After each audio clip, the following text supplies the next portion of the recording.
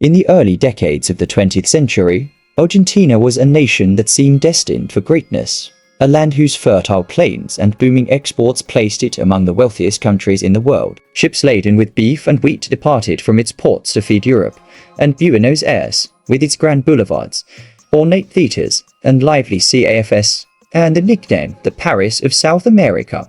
Immigrants from Italy, Spain, and across the continent flocked to Argentina, drawn by stories of prosperity and the promise of a better life. By 1910, Argentina's per capita income ranked among the top 10 globally, ahead of countries like France and Germany, and its living standards rivaled those of the United States. The country's elite mingled with European aristocracy, and its capital became a cosmopolitan hub, where tango music echoed through the streets and wealth was displayed in elegant architecture and cultural sophistication. For many observers, Argentina seemed to embody the promise of globalization, demonstrating how resource wealth, immigration, and investment could transform a nation into a powerhouse. The fertile pampas, vast stretches of rich agricultural land, became the foundation of Argentina's economic miracle. Beef and wheat flowed from these plains to the markets of Europe, feeding millions and establishing Argentina as a vital supplier in the global economy. The sheer abundance of resources meant that Argentina could export at scale,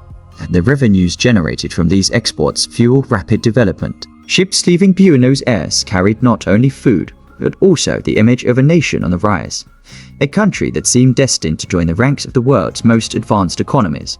This agricultural wealth was complemented by waves of immigration that transformed Argentina's social and cultural fabric. Italians, Spaniards, Germans, and Eastern Europeans arrived in large numbers, bringing with them skills, traditions, and a desire to build new lives. By 1914, nearly one-third of Argentina's population was foreign-born, a remarkable statistic that underscored the country's appeal. These immigrants contributed to the labor force, cultivated the land, and infused Buenos Aires with a cosmopolitan character. The tango, born in the immigrant neighborhoods of the capital, became a cultural symbol that blended European influences with local creativity, reflecting Argentina's unique identity as a melting pot of traditions. Buenos Aires itself blossomed into a city of grandeur, earning the nickname the Paris of South America. Its boulevards were lined with elegant architecture inspired by European styles. Theaters showcased opera and ballet, and CFS burst with intellectual debates. Wealthy Argentines traveled to Europe, mingling with aristocrats and returning with fashions and ideas that further enriched the capital's cultural life. The city's sophistication mirrored the nation's economic success, and Argentina's elite proudly positioned themselves as part of the global upper class. Foreign investment poured into Argentina during this golden age, financing railways, ports, and infrastructure that connected the Pampas to international markets. British capital played a particularly significant role, with investors funding railroads that crisscrossed the country and facilitated the transport of agricultural goods. This infrastructure not only boosted exports but also modernized Argentina's economy, integrating it into the global financial system. The country's prestige grew as it became a favored destination for capital and talent, reinforcing its image as a rising star. Comparisons with other economies of the era highlight Argentina's extraordinary position. While nations like Canada and Australia were also leveraging agricultural exports to fuel growth, Argentina stood out for its rapid ascent and the scale of its prosperity. By 1910, Argentina's per capita income ranked among the top 10 globally, surpassing many European nations and rivaling the United States. Its living standards were enviable, and observers around the world marveled at how a country in South America had achieved such success. Yet beneath this glittering surface, challenges were already brewing, though they were not yet visible to the world. As Argentina moved into the middle of the 20th century, the glittering prosperity that had defined its golden age began to show cracks, and the nation entered a period of turbulence that would reshape its economic destiny. Political instability became a defining feature of this era, with governments rising and falling in rapid succession, each bringing new policies that often prioritized short-term popularity over long-term sustainability. Populism emerged as a powerful force, embodied most famously by Juan Perón, whose rise to power in the 1940s marked a turning point in Argentina's trajectory. Perón championed the working class, expanding social welfare programs, strengthening labor rights, and cultivating a sense of national pride that resonated deeply with ordinary Argentines. His policies provided immediate benefits, such as improved wages, pensions, and healthcare, and they fostered loyalty among unions and the broader population. Yet beneath the surface, these reforms were financed through unsustainable spending, protectionist trade measures, and heavy state intervention in the economy. While Perón's vision sought to empower the masses, it discouraged foreign investment and reduced Argentina's competitiveness in global markets, setting the stage for long-term economic challenges. The decline in foreign investment was particularly damaging, as Argentina had once relied on capital inflows to modernize its infrastructure and sustain growth. Perón's nationalist policies, which included nationalizing key industries and restricting imports,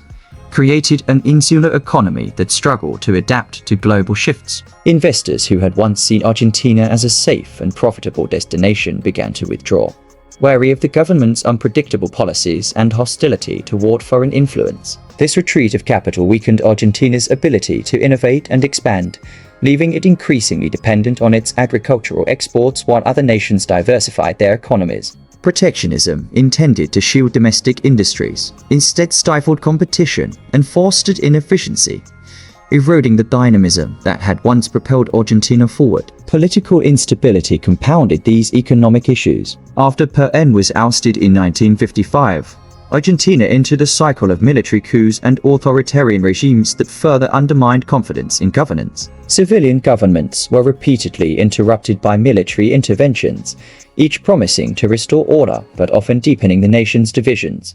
These regimes frequently reversed or altered economic policies, creating a climate of uncertainty that discouraged investment and planning. The lack of continuity in governance meant that Argentina could not establish a coherent long-term economic strategy, and the constant shifts in leadership eroded trust in institutions. The military governments, while sometimes attempting to impose austerity or liberalization, often lacked legitimacy and faced resistance from unions and the public, leading to further instability. Inflation became a recurring problem during this period, fueled by excessive government spending, weak fiscal discipline, and reliance on printing money to cover deficits. As wages rose under populist policies and subsidies expanded, the government struggled to balance its books, and inflation cycles became a persistent feature of the economy. Ordinary Argentines saw their savings eroded, and businesses faced uncertainty in pricing and planning. Debt accumulation added another layer of vulnerability, as successive governments borrowed heavily to finance spending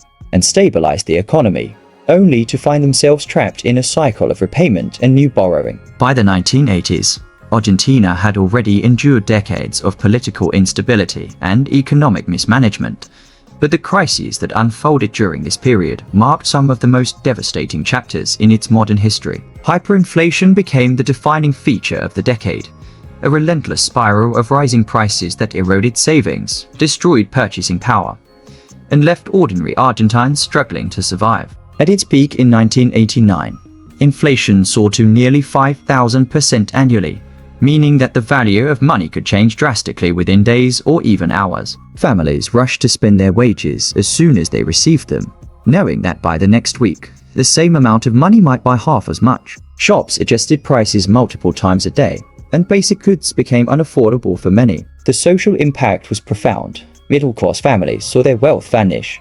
Poverty rates surged, and trust in the government and financial institutions collapsed. Hyperinflation was not just an economic phenomenon, but a social catastrophe, undermining the very fabric of Argentine society and leaving scars that would linger for generations. In response to this chaos, the 1990s brought a bold experiment aimed at restoring stability: the convertibility plan. Introduced in 1991 under President Carlos Menem and his economy minister Domingo Cavallo, the plan pegged the Argentine peso to the US dollar at a 1-to-1 exchange rate.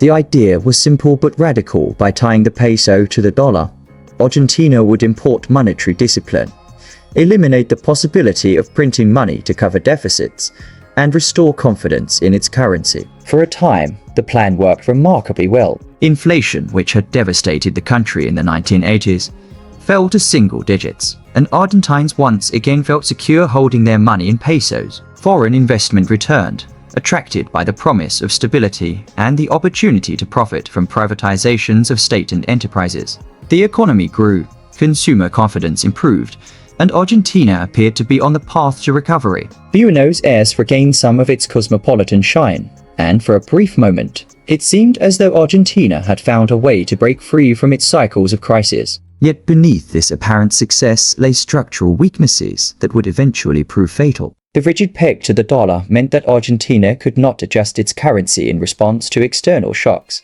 leaving it vulnerable to global economic shifts. As the US dollar strengthened in the late 1990s, Argentina's exports became less competitive, and the economy slowed.